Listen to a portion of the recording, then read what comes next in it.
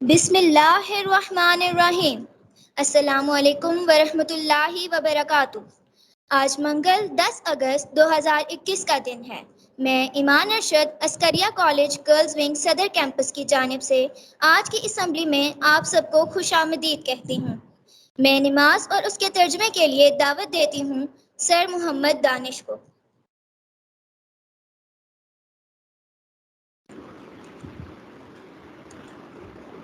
السلام علیکم ورحمۃ اللہ وبرکاتہ۔ میرے ساتھ نماز کا سبق دہرائیے۔ سبحانک اللہم،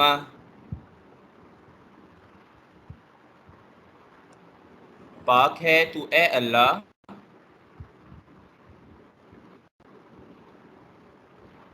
وبحمدک، اور تعریف تیرے لیے ہے، وتبارک اسمک، اور برکت والا ہے نام تیرا،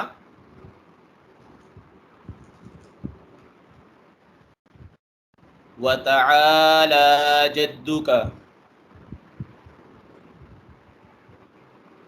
اور بلند ہے بزرگی تیری،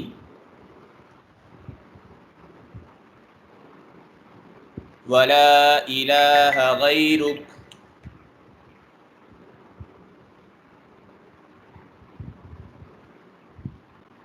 اور نہیں ہے کوئی معبود تیرے سوا۔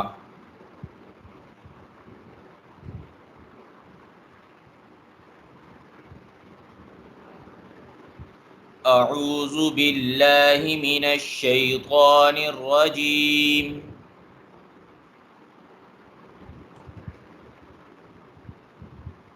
میں اللہ کی پناہ لیتا ہوں شیطان مردود سے بچنے کے لیے۔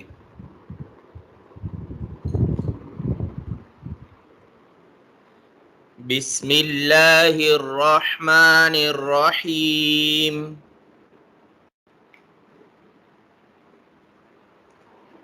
شروع کرتا ہوں اللہ کے نام کے ساتھ جو بخشنے والا مہربان ہے۔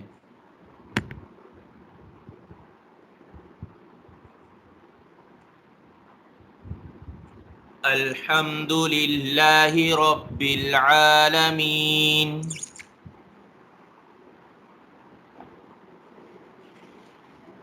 تمام تعریف اللہ کے لیے ہے جو تمام جہانوں کا پالنے والا ہے۔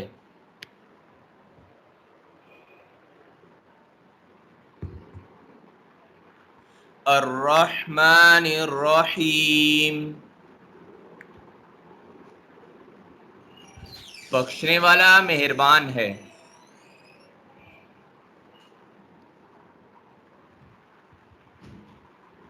مالک یوم الدین،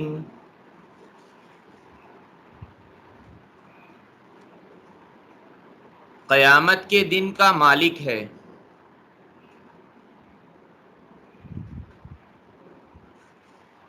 ایاک نعبد و ایاک نستعین،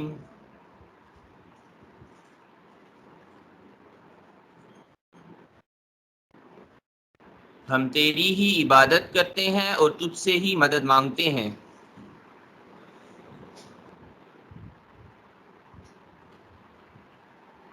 اہدنا الصراط المستقیم،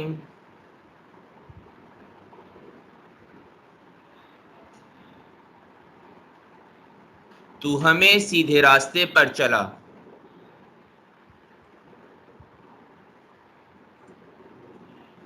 صراط الذین انعمت علیہم،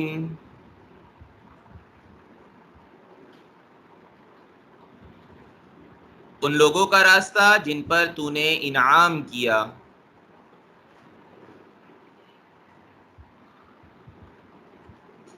غیر المغضوب علیہم،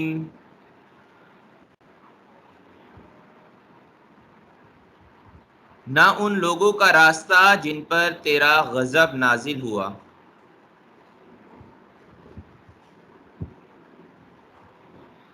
ولا الضالین،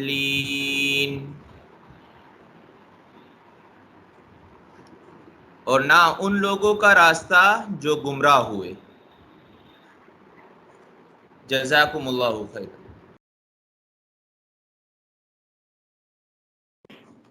جزاک اللہ سر۔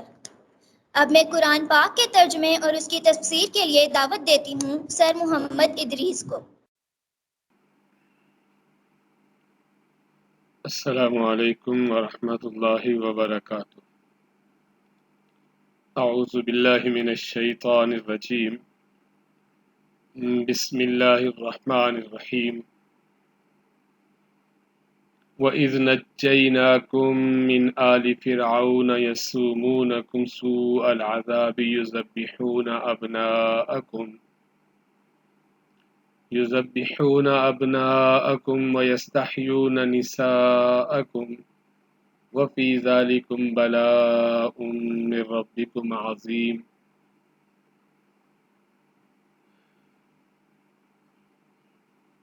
اس سے پہلے کی آیات میں بنی اسرائیل کو اللہ تعالی کا ایک انعام جو ان پر فضیلت کی شکل میں ہوا کہ اللہ نے ان کو اپنے دور کے لوگوں پر فضیلت دی، وہ یاد کروایا گیا تھا، اور آخرت کی یاد دلائی گئی تھی کہ جہاں پر کوئی دوسرا کام نہیں آئے گا، نہ کوئی پیسہ دے کے جان چھڑائی جا سکے گی۔ اب یہ دوسرا انعام بنی اسرائیل کو یاد کرایا جا رہا ہے، اور اللہ تبارک و تعالی نے ارشاد فرمایا وَإِذْ نَجَّيْنَاكُمْ، واو اور از جب، نجیناکم نجات دی ہم نے تمہیں، من سے آل فرعون، پھر آل فرعون اردو میں آل فرعون بھی بولتے ہیں، اور فرعونیوں سے یا فرعون کے لوگوں سے، آل جو ہے یہ والا کے معنی، یعنی کسی کا پیروکار، کسی کے متعلقین، یسومونکم وہ تمہیں تکلیف دیتے تھے، سوء العذاب، عذاب تکلیف سزا، سوء بہت بری، یعنی بہت ہی برے انداز کی بڑی سخت قسم کی تکلیف تمہیں وہ دیتے تھے، چکھاتے تھے تمہیں برا عذاب۔ وہ کیا تھا؟ یذبحون، ذبح کرتے تھے خوب، ابناءکم، تمہارے بیٹوں کو، وَيَسْتَحْيُونَ، اور زندہ چھوڑتے تھے، نساءکم، تمہاری عورتوں۔ یہ یعقوب علیہ السلام جب یوسف اپنے بیٹے یوسف علیہ السلام کے دور میں اپنے خاندان کو لے کے مصر منتقل ہوئے تھے، تو یہ کوئی 72 کے قریب لوگ بتائے جاتے ہیں، اتنے لوگ تھے۔ اور پھر اللہ تعالیٰ نے ان کو فضیلت بھی دی، اس دن آپ سے عرض کی تھی، یعنی دونوں طرح کی فضیلت، نبوت بھی خاندان میں اور دنیاوی حکمرانی بھی یوسف علیہ السلام کے دور میں مل گئی، پھر آگے چل کے اور مضبوط حکمرانیاں ملی انہیں۔ تو اب حکومت بھی تھی اور علم بھی تھا، دین بھی تھا، لیکن آہستہ آہستہ جب یہ آخرت کو بھولتے گئے تو نتیجہ یہ نکلا کہ ایک وقت آیا جب موسیٰ علیہ السلام کی پیدائش قریب تھی، تو اس وقت اس یعقوب علیہ السلام کی اولاد یعنی بنی اسرائیل، انہیں اس وقت کے حکمران مصر کا جو اس وقت حکمران تھا قبطی قوم کا، فرعون کہتے تھے اس وقت کے ہر حکمران کو، مصر میں جو بھی حکمران ہوتا تھا اس کا لقب فرعون ہوتا تھا۔ تو اس وقت کا فرعون جو تھا، اس نے اور اس کی قوم نے مل کے ان سب کو غلام بنا لیا ہوا تھا۔ کہاں یہ 72 آئے تھے، اور اب اس وقت تک یعنی 4-5 صدیوں میں یہ تقریباً یعنی 6-7 لاکھ کے قریب جو ہیں ان کی تعداد پہنچ چکی تھی، 6 لاکھ سے زیادہ پہ تعداد ان کی ہو چکی تھی۔ اللہ تعالیٰ نے اولادیں بھی دیں، خاندان بھی بڑھایا، لیکن جب اللہ کی نعمت کی ناشکری کی، اللہ کے احکامات کو توڑا، تو پھر زوال آیا، اور وقت کے حکمران نے انہیں غلام بنا لیا، خوب ان سے کام لینے شروع کیے، ان کو جتنا وہ دبا سکتے تھے انہوں نے دبایا۔ اسی دوران فرعون کو کسی نے نجومی نے ویسے بتایا یا بعض روایات کے مطابق کوئی خواب تھا دیکھا گیا، اس خواب کی تعبیر بتائی گئی اسے کہ اس قوم میں بنی اسرائیل میں ایک بچہ پیدا ہونے والا ہے جو تمہاری حکومت اور یہ جو تم نے خدائی بنائی ہوئی ہے اور یہ تمہاری ساری قوم کا جو عروج ہے اس کو ختم کر دے گا۔ تو فرعون کو اور تو کچھ نہ سوجھا، اس نے یہی علاج صحیح سمجھا اپنی دانست میں۔ اس نے کہا کہ ان کے ہاں جو بچے پیدا ہوں، جو لڑکا پیدا ہو اسے ذبح کر دیا جائے۔ اب آپ دیکھیں 6-7 لاکھ کی آبادی ان کی تھی، تو اس میں کتنا بڑا نقصان ان کا ہوا ہوگا، کتنے بچے ان کے ذبح کر دیے گئے ہوں گے۔ بہت بڑی مصیبت آ گئی۔ اور پھر اللہ تعالیٰ نے ایک اور کام یہ کیا کہ عین اسی دوران موسیٰ علیہ السلام کو نہ صرف پیدا کیا بلکہ ان کی حفاظت کا بھی انتظام کیا اور ان کی پرورش بھی خود اسی ظالم حکمران کے گھر میں کرنے کا بندوبست کروا دیا۔ یہ ساری تفصیل انشاءاللہ آگے چل کے سورہ طٰہٰ میں بھی اور سورہ قصص میں بھی آئے گی، وہاں چل کے اس پہ بات کریں گے۔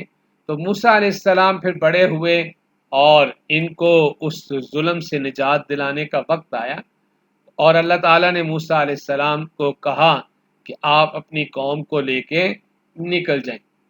تو انہوں نے اب یہ مناسب سمجھا، چونکہ اب غلام تھے، بھی اجازت لے کے جائیں، تو انہوں نے حکمرانوں سے اجازت لی کہ ہم باہر جا رہے ہیں اپنا ایک تہوار منانے، جشن منانے، تو ہم واپس آ جائیں گے۔ تو اب وہ وہاں سے اجازت لے کے نکل گئے، اور جب نکل گئے اب رات تک نہیں آئے، اور رات گزر گئی تو فرعون اور اس کے حواریوں کو پریشانی ہوئی، انہوں نے کہا شاید ممکن ہے بھاگ گئے ہوں۔ تو فرعون نے کہا بھی تیاری کرو، ان کا پیچھا کر۔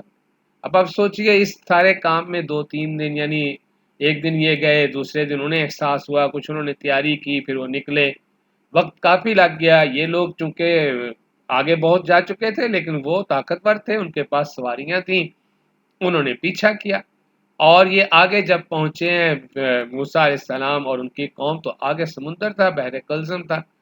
اب اس کو کیسے عبور کرنا ہے؟ آگے سمندر ہے اور پیچھے اتنے میں پتہ چلا ہے کہ جناب پیچھے سے ایک لشکر آ رہا ہے، اور دیکھا تو فرعون اور اس کے لوگ آ رہے ہیں۔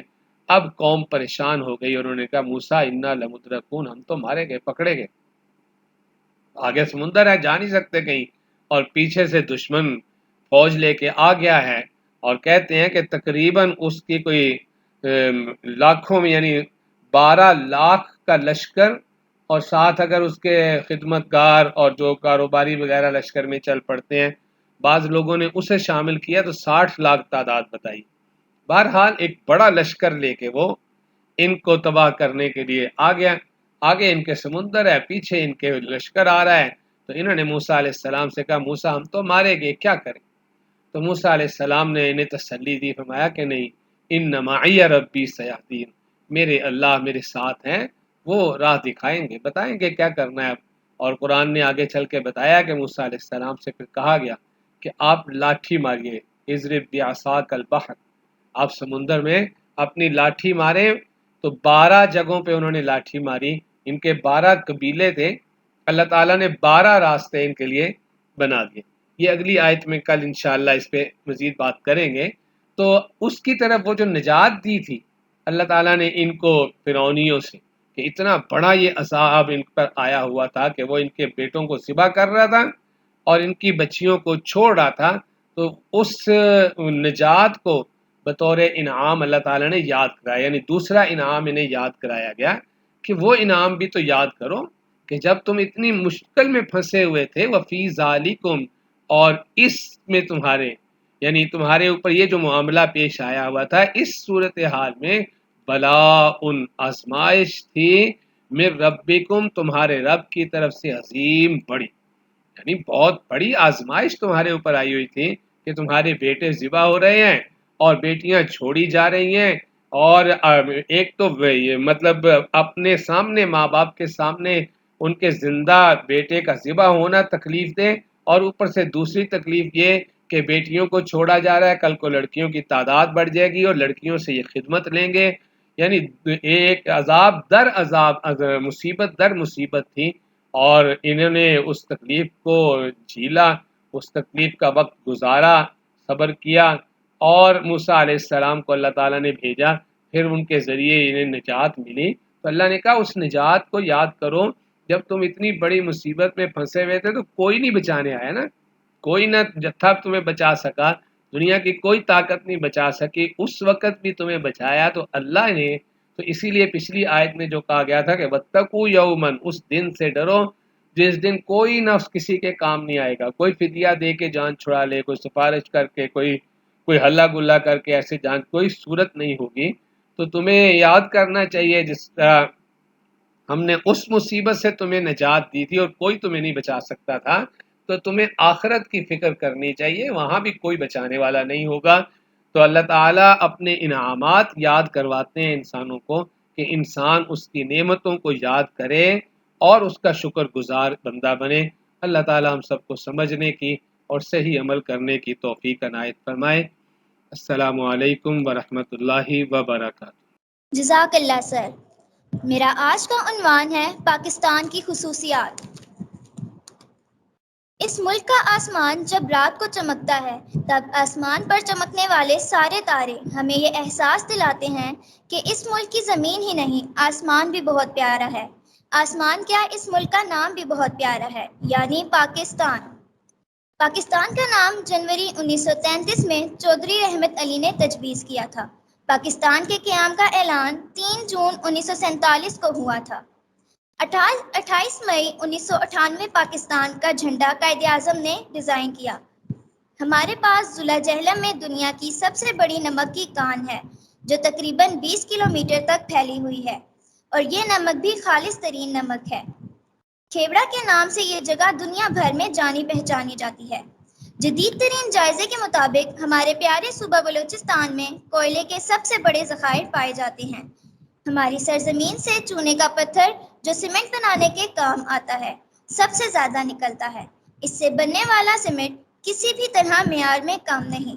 ہمارے صوبہ بلوچستان کے جنگلات میں چیڑ اور صنوبر کے درختوں کی ایسی اقسام ہیں جو دنیا میں اور کہیں نہیں ملتی. دنیا کا سب سے اعلیٰ نہری نظام صرف پاکستان کا ہے. دنیا کی سب سے بڑی مصنوعی جھیل تربیلا جھیل ہے. سندھی ڈولفن مچھلی صرف سندھ میں پائی جاتی ہے. دنیا میں سب سے زیادہ میٹھے اور لذیذ آم شجاع آباد پاکستان کے مانے جاتے ہیں. مارکو پولو نامی بھیڑ صرف شمالی علاقوں میں ملتی ہے. انتہائی خوبصورت پرندہ تلوڑ صرف صحرائے بلوچستان میں ملتا ہے. جور نامی دنیا کا سب سے زیادہ زہریلا سانپ صرف پاکستان میں پایا جاتا ہے. دنیا میں کھیلوں کا سامان بنانے میں وطن عزیز کے شہر سیالکوٹ کا کوئی ثانی نہیں. پنکھوں کی سب سے بڑی صنعت ہمارے شہروں گجرانوالہ اور گجرات ہے. لکڑی کے مشہور فرنیچر کے لیے ہمارا شہر چنیوٹ بہت مشہور ہے. پاکستان میں قدرتی وسائل کی بھرمار ہے. یہاں سونا، کوئلہ، قیمتی پتھر، لوہا، قیمتی لکڑی، تانبا کے وسیع ذخائر پائے جاتے ہیں. یہاں نمک کی کانیں بھی ہیں جن کی مالیت اربوں ڈالر ہے. پاکستان میں بلوچستان میں سونے کی کانیں ہیں، ان کی مالیت 270 ارب ڈالر ہے. تھر میں کوئلے کے وسیع ذخائر ہیں جن کے مالیت بھی اربوں ڈالر ہے. پاکستان ان چند ممالک میں سے ایک ہے جہاں موسم کی نوعیت بدلتی رہتی ہے. یہاں گرمی، سردی، خزاں اور بہار جیسے موسم ہیں، اور ان موسموں کی سبھی خوبصورت شاموں اور ان ڈھلتی شاموں کے سورج کو سبھی کرنوں کے نظارے ہمیں احساس دلاتے ہیں کہ دن ہی نہیں بلکہ اس ملک کی راتیں بھی اپنے اندر قدرت کے حسین مناظر سمیٹ کر صدیوں سے ہمارے سروں پر موجود ہے. چاند جتنا آسمان پر اچھا لگتا ہے اتنا ہی ہمارے ملک کے جھنڈے پر اس ملک کو چاند کی طرح روشن رکھنے کے لیے ہمیں اپنی ذات سے بڑھ کر سوچنا ہوگا.